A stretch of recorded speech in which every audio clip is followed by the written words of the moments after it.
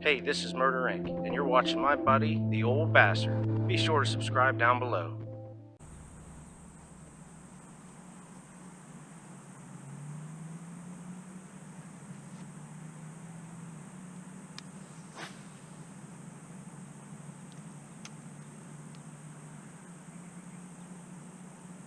Okay, this morning I woke up early, came out to the weedy pond because I had an idea.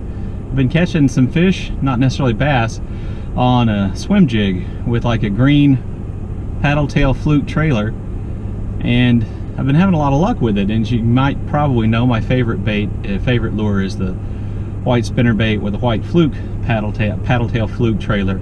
So I came out today to test them against one another. You know, no test like this is ever exactly fair. But there are a couple of things that I noticed. I caught fish with the swim jig, which you'll see. I didn't catch fish with the spinner bait, which is unusual. I catch a lot of fish on that.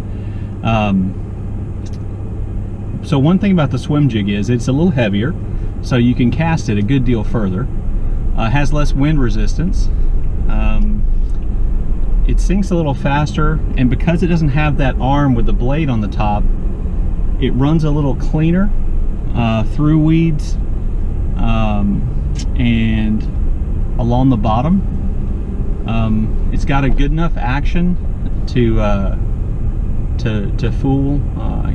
fool fish and to make it think it's a little bluegill or something like that. Now, the fish I caught weren't particularly big, so I don't know if it's fooling a lot of decent sized fish with a little bit more experience. I love that spinnerbait with a white paddle tail fluke, but there are a couple things about it that are a little irritating that showed up today. Now, the pond I'm fishing really has a lot of weeds in it, so that's one important thing to know.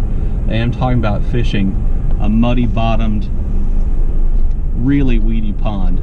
So, you know, that's the circumstance we need to take into consideration. But obviously, with that blade and that arm up on top,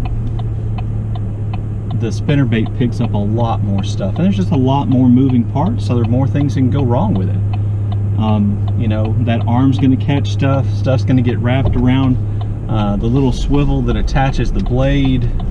When you put the paddle tail fluke on there, if you don't get it on there straight, it can contribute to your spinnerbait laying to one side or the other, and you have to make lots of adjustments.